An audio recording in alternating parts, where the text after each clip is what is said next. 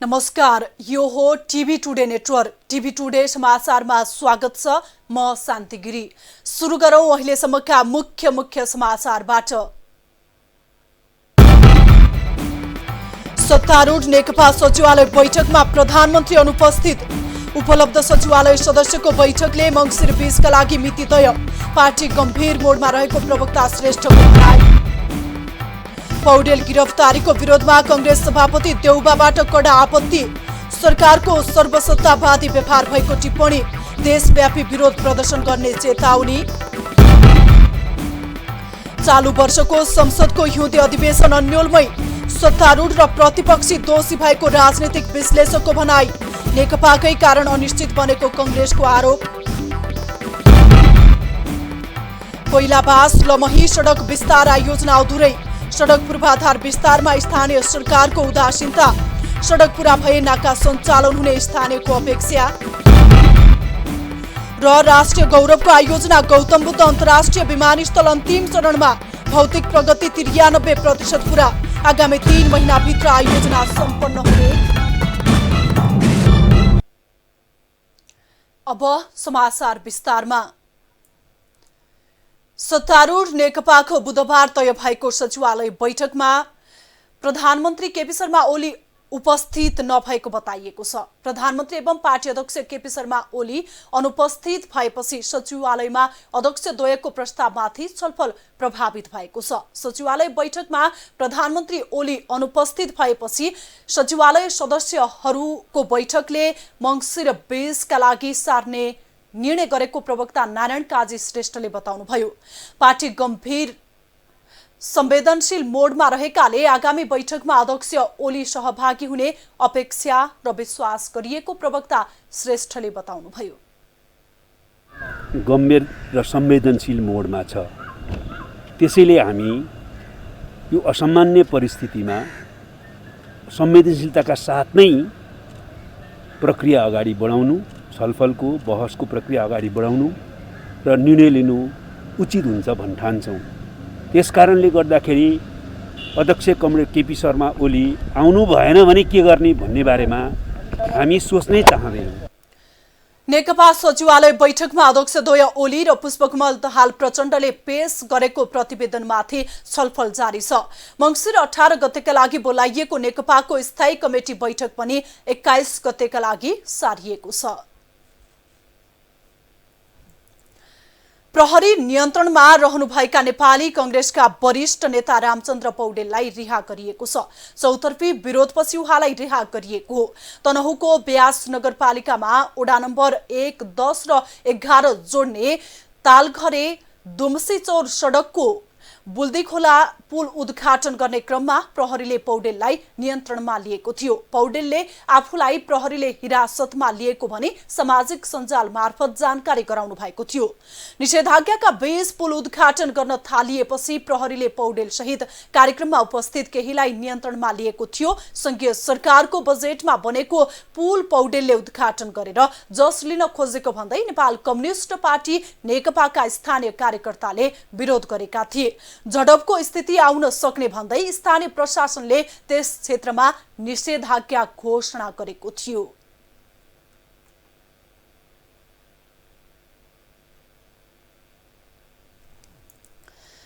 वरिष्ठ नेता रामचन्द्र पौडेललाई गिरफ्तारी गरिएको प्रति प्रमुख प्रतिपक्षी दल नेपाली कांग्रेसले चर्को विरोध जनाएको छ। नेपाली कांग्रेसका सभापति शेरबहादुर देउवाले विज्ञप्ति जारी गर्दै नेता पौडेल प्रतिको भएको दुर्व्यवहार र गिरफ्तारी सर्वसत्तावादको संकेत भएको आरोप लगाउनु भएको हो।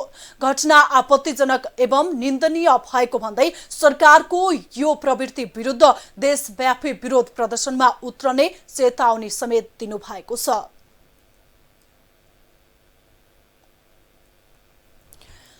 सत्तारूढ दल नेपाल कम्युनिस्ट पार्टी भित्रको आन्तरिक विवाद जारी छ। सत्तारूढको आन्तरिक किचलोले संसद बन्धक बनेको छ। गएको असारमा वर्षीय अधिवेशन अन्त्य भएको थियो। हिउँदे अधिवेशनको समय भइसक्दा पनि सरकारले अधिवेशन बोलाउनतिर ध्यान दिएको छैन।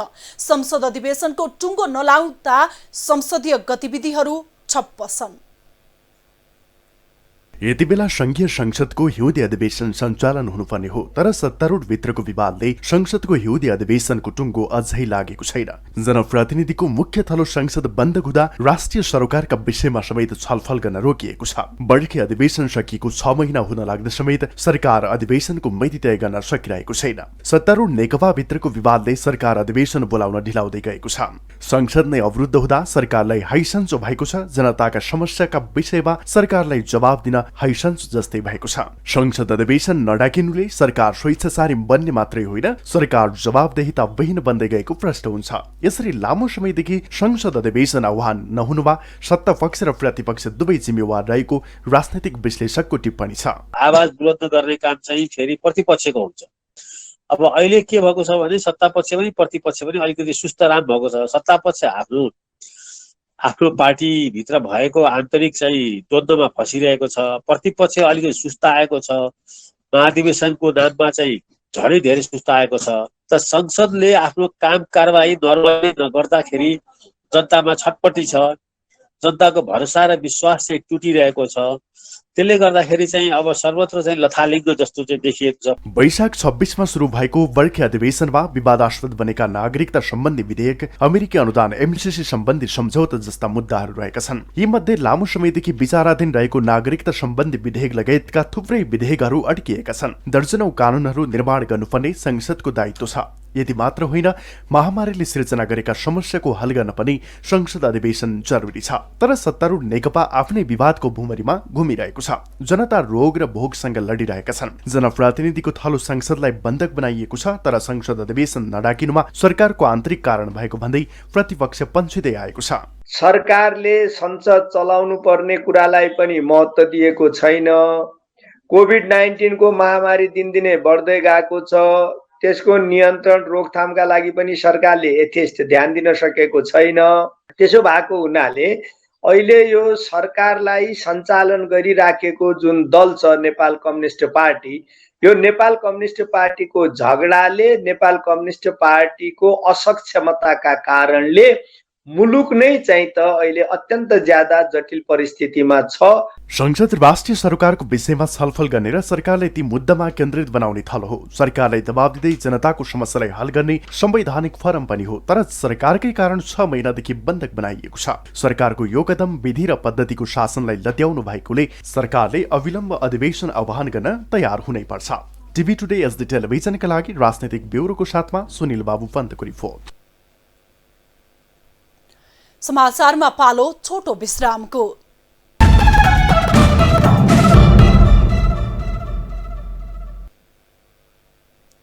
अब बाँकी समाचार। भारतसँग सीमा जोडिएको दाङको कोइलाबास यति बेला गुमनाम छ। एकताका साबिकको राप्तीको भन्सार नाकाको रूपमा स्थापित कोइलाबास नाका यति बेला सुनसान जस्तै छ। साबिकको राप्ती नजिकैको नाकाको रूपमा रहेको कोइलाबास पछिल्लो समय सडक स्तरोन्नति हुन थालेपछि पुनः सञ्चालनमा आउने अपेक्षा छ। लामो समयदेखि दाङको लमहीबाट 33 किलोमिटर सडक दूरीमा पर्ने कोइलाबास नाका यति बेला सुनसान छ। एकताका राप्तीको आर्थिक नाकाको रूपमा स्थापित कोइलाबास यति बेला छायामा परेको हो। सरकारले पछिल्लो समय सडक स्तरोन्नति गरेपछि नाका सञ्चालनमा आउने स्थानीयको अपेक्षा छ। अनि हामीले चाहिँ सामान केही ल्याउनु पर्यो न, अझै पनि हामीलाई त कृष्णनगर जानु परिरहेको छ। कुनै पनि सामान हामीले कोइलाबासमा ल्याउन पाइरहेको छैनन् कि कोइलाबासमा बजार व्यवस्थित भएको छैन। त्यहाँ कोइलाबासमा बजार व्यवस्थित गराउनु पर्यो। अब माल सामानको आयात निर्यातको लागि निकै धेरै सहज भयो। यसभन्दा अगाडि 70 किलोमिटर घुमेर कृष्णनगर घुमेर जाने जुन थियो त्यो अब छुट्छ। अब हामीलाई सहज भयो। एकै दिनमा तुलसीपुर बलरामपुरबाट पनि घुमेर आउन सक्छौँ। संहितापछि कोइलाबास गढुवा गाउँपालिकामा समाहित भएको छ। लामो समयसम्म सुनसान भएको कोइलाबासमा बाटो स्तरोन्नति हुन थालेपछि मानवीय चहल पहल पनि बढ्न थालेको छ। पछिल्लो समय सडक सुधार हुन थालेपछि भन्सार पूर्ण रूपमा खुल्ने अपेक्षा छ। स्थानीय सरकार त्यसपछि लिएर हजुरको यहाँका जति उद्योग वाणिज्य सङ्घका हैन, दाङ जिल्ला उद्योग वाणिज्य सङ्घ, त्यसपछि गढुवाका उद्योग वाणिज्य सङ्घका सम्पूर्ण अध्यक्षज्यूसँग पनि बसेर हामी छलफल पनि गर्यौँ र लगतै भर्खरै 1 महिना पहिले हामी सिडिओ साहबसँग पनि यो भन्सारको विषयमा छलफल गऱ्यौँ। यो कसरी खोल्ने हैन, के कति के गर्नुपर्छ, कुन निकायमा हामीले पहल गर्ने भनेर पनि कुराकानी चल्यो हाम्रो, र हामीलाई आश्वासन पनि आएको छ चाँडीभन्दा चाँडी अब नाका खुल्दैछ भनेर। कोइलाबासदेखि लमहीसम्मको सडक दूरी 33 किलोमिटर छ। भारतको सहयोगमा सडक विस्तार र स्तरीकरण गर्न थालिएको छ, तर सडक विस्तारमा मुआब्जाको समस्या हल भने भइसकेको छैन। यद्यपि गढवा क्षेत्रको सडक विस्तार गढवा गाउँपालिकाले गरेको बताइएको छ। कोइलाबासदेखि लमहीसम्मको बाटो विस्तार र स्तरीकरण गर्ने प्रयास हुँदै आएको छ। यद्यपि सडक छेउका घर टहरका कारण यो सडकले पूर्णता पाउन सकेको छैन। यसको लागि स्थानीय सरकारले सहजीकरण गर्नुपर्ने हो, तर तीनै तहको सरकार बेखबर जस्तै छन्। उता सडक विस्तारमा स्थानीयको असहयोग पनि उत्तिकै छ। सहजीकरण गर्ने दायित्व स्थानीय सरकारको हो, तर आश्वासनमै सीमित हुँदै आएको छ। नेपाल सरकारले सबै जनताहरूलाई केही आफ्ना कारणले र केही किता काठका अभावका कारणले केहीले मुआब्जा नपाए पनि धेरैले मुआब्जा पाइसकेको अवस्था हो। र अहिले खास गरेर लमही बजार क्षेत्रमा यसको फुटपाथ, यसका के अरे साइकल यात्रीहरू हिँड्नेदेखि लिएर व्यवस्थित गर्ने यसको हामी जिपिआर गर्दैछौँ। सडक सुधार समयमै नहुँदा कोइलाबास नाका पूर्ण रूपमा सञ्चालन आउन नसकेको मात्र होइन, लमही नगर क्षेत्रको विकासमा समेत प्रभाव परेको छ। यसर्थ कोइलाबास नाका सञ्चालनमा सम्बन्धित निकायको ध्यान जान जरुरी छ। टिभी टुडे एसडी टेलिभिजनका लागि दाङ देउखुरीबाट दिवाकर पोखरेलको रिपोर्ट। अर्थमन्त्री विष्णु प्रसाद पौडेलले निजी क्षेत्रप्रति सरकारको दृष्टिकोण सकारात्मक रहेको बताउनु भएको छ। बुधबार उद्योग वाणिज्य महासंघको नवनिर्वाचित नेतृत्वले गरेको भेटघाट कार्यक्रममा अर्थमन्त्री पौडेलले निजी क्षेत्रलाई उत्साहित गरेरै अघि बढ्ने बताउनु भएको छ। निजी क्षेत्रलाई हतोत्साहित तुल्याउने र मनोबल गिराएर उत्पादन, रोजगारी र आर्थिक वृद्धि सम्भव नहुने सरकारले राम्रोसँग बुझेको बताउनुभयो। भागमा राखेर बजेट मार्फत सम्बोधन गरिएका वा केदेखि मौद्रिक नीति मार्फत सम्बोधन गरिएका कार्यक्रमहरूको प्रभावकारी कार्यान्वयन भएन भन्ने जुन यहाँले चर्चा गर्नुभएको छ। मैले चाहिँ सुरुदेखि नै यो गुनासो सुन्या हुनाले डे वानदेखि नै मैले यसतर्फ ध्यान दिँदै आएको छु। काहीँनिर चाहिँ त्यो अवरोध सृजना भएको छ भनेदेखि त्यसलाई पन्छाएर गरिएका नीतिगत निर्णयहरूको प्रभावकारी कार्यान्वयन र शीघ्र कार्यान्वयनमा जोड दिनुपर्छ भन्ने मैले ठानिरहेको छु। त्यस निम्ति प्रयासहरू भएका पनि छन् र फेरि प्रयासहरू सफिसियन्ट भएनन् भन्ने यहाँलाई लाग्दाखेरि हामीले त्यो प्रयासलाई अगाडि बढाउँछौँ भन्ने म यहाँलाई बताउन चाहन्छु। निजी क्षेत्र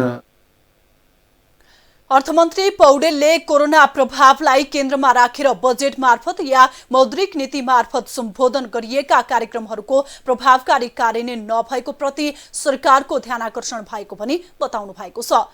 अर्थमन्त्रीसँगको भेटमा उद्योगी व्यवसायीहरूले प्रदेशमा लाग्ने करले निजी क्षेत्रको मनोबल कमजोर बनाएको भन्दै दोहोरो प्रकृतिका करलाई खारेज गर्न माग गरेका छन्। गौतम बुद्ध अन्तर्राष्ट्रिय विमानस्थलको भौतिक पूर्वाधार निर्माणको काम अन्तिम चरणमा पुगेको छ। राष्ट्रिय गौरवको आयोजना रहेको यो विमानस्थल झण्डै 8 वर्षपछि निर्माण सम्पन्न हुन लागेको हो। विमानस्थलको भौतिक संरचनाको काम करिब 93% सम्पन्न भएको छ। रूपन्देहीको भैरहवामा निर्माण भइरहेको गौतम बुद्ध अन्तर्राष्ट्रिय विमानस्थल अबको 3 महिनामा सञ्चालन गर्ने लक्ष्यका साथ काम भइरहेको छ। विमानस्थलमा बत्ती जडान र केही ठाउँको फिनिसिङ गर्न मात्र बाँकी छ। स्थानीय कामदार नभएकाले चीन, अमेरिका र अस्ट्रेलियाका कामदार आए 3 महिनामै निर्माण सम्पन्न गर्ने लक्ष्य लिएको छ। सम्पूर्ण दक्ष प्राविधिक जनशक्तिहरू आइसकेपछिको करिब 3 महिनामा हामीले जडान, टेस्टिङ र कमिसनिङका कामहरू हामीले गर्न सक्छौँ। त्यसले गर्दा अब आयोजनाको काम भनेको उपकरण जडानसँग मात्रै केन्द्रित भएर गर्नुपर्ने कामहरू बाँकी छ। विमानस्थलको अन्तर्राष्ट्रिय टर्मिनल भवन निर्माण सकिएर रङरोगन गरिँदैछ भने प्रस्थान कक्षको भवन निर्माण सकिएर एसी जडान लगायतका काम भइरहेका छन्। एयरलाइन्सका लागि काउन्टर बनाउने, एसी जडान, वायरिङ लगायतका कामहरू पनि अन्तिम चरणमा छन्।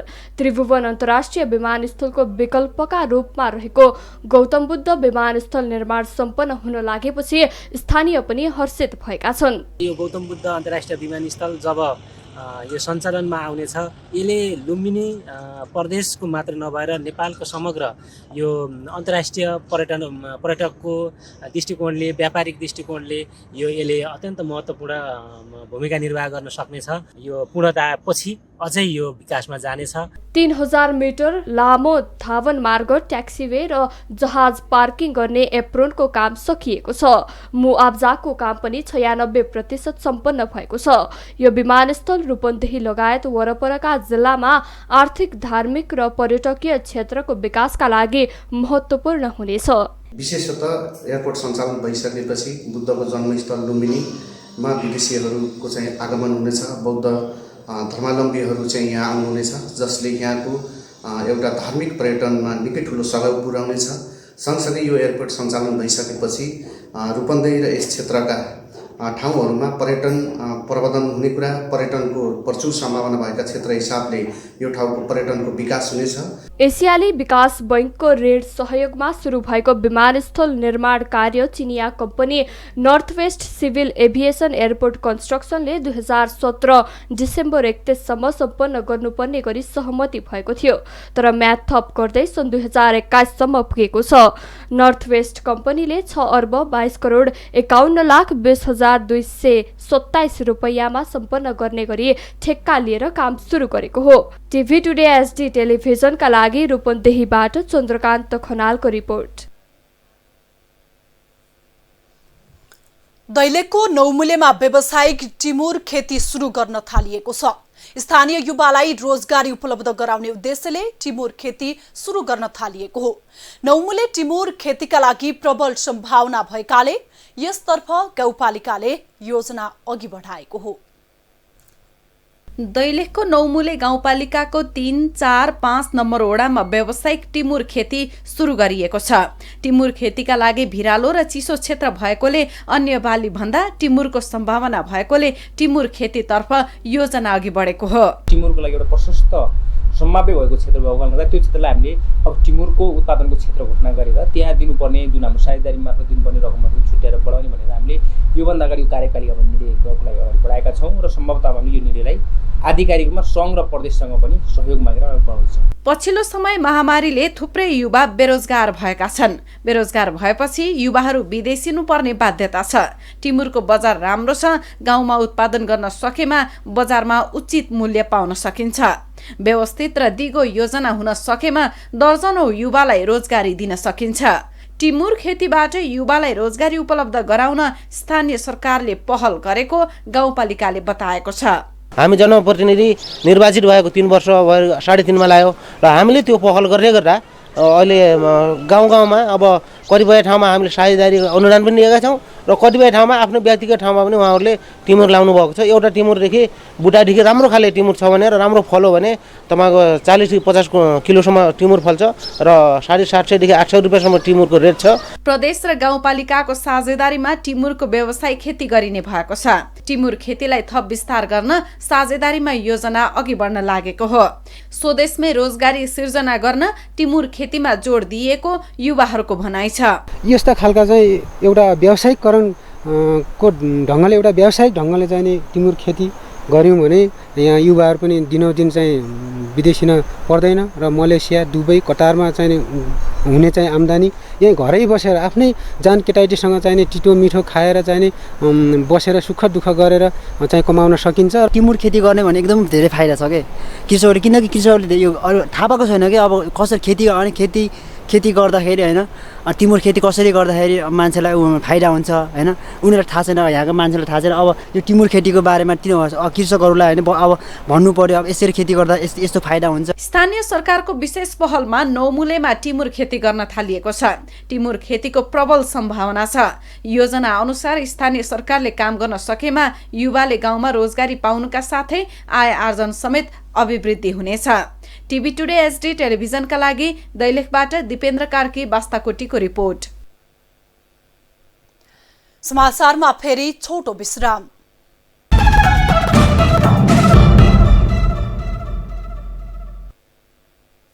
अब आर्थिक समाचार।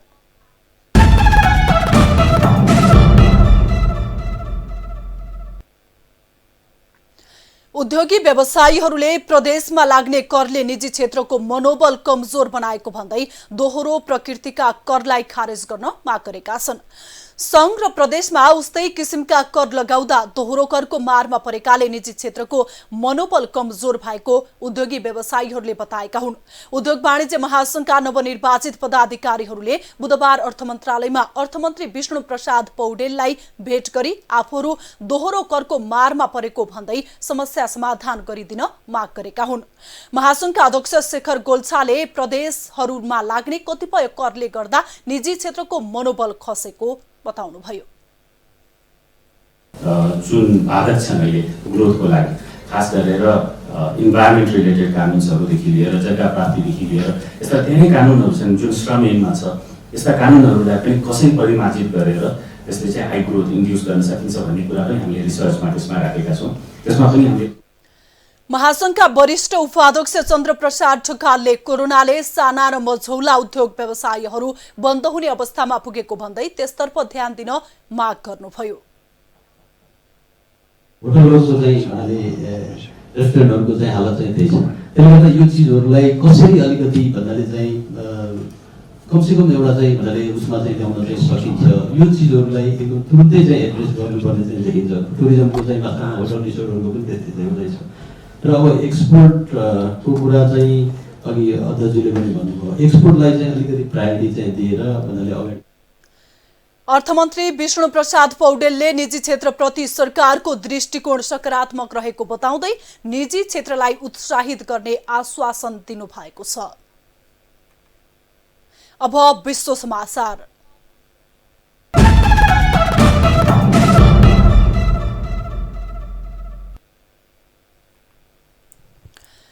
जापानी सरकारले आफ्ना देशका सबैलाई कोरोना भाइरस विरुद्धको खोप निशुल्क लगाइदिने भएको छ। दैनिक रूपमा कोरोना भाइरसबाट संक्रमितहरू भेटिरहेका बेला जापानको संसदले निशुल्क खोप लगाइदिने सम्बन्धी कानून पारित गरेको हो। सरकारले 6 करोड मानिसका लागि औषधि उत्पादक संस्था फाइजरबाट खोप ल्याउने सुनिश्चित गरिसकेको छ भने बाँकी 2 करोड 50 लाख मानिसका लागि मोडर्नासँग सम्झौता गरेको छ। त्यसैगरी 12 करोड मानिसलाई पुग्ने गरी अस्ट्राजेनिकाको खोप ल्याउने तयारी भएको अधिकारीहरूले जनाएका छन्। चिकित्सकीय परीक्षणबाट फाइजर र मोडर्नाको खोप प्रभावकारी पुष्टि भइसकेको छ। अब खेल समाचार।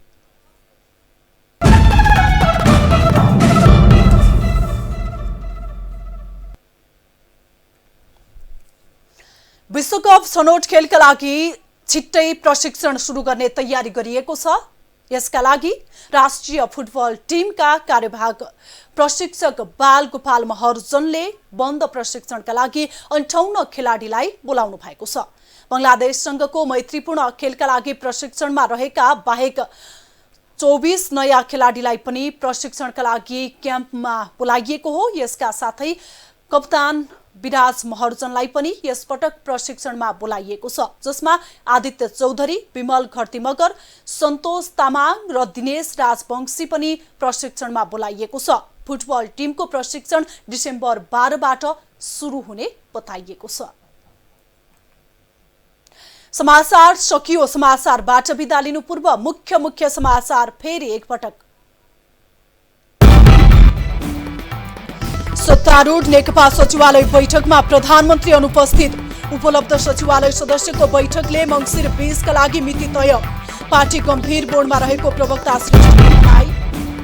पौडेल गिरफ्तारीको विरोधमा कंग्रेस सभापति देउबाबाट कडा आपत्ति। सरकारको सर्वसत्तावादी व्यवहार भएको टिप्पणी।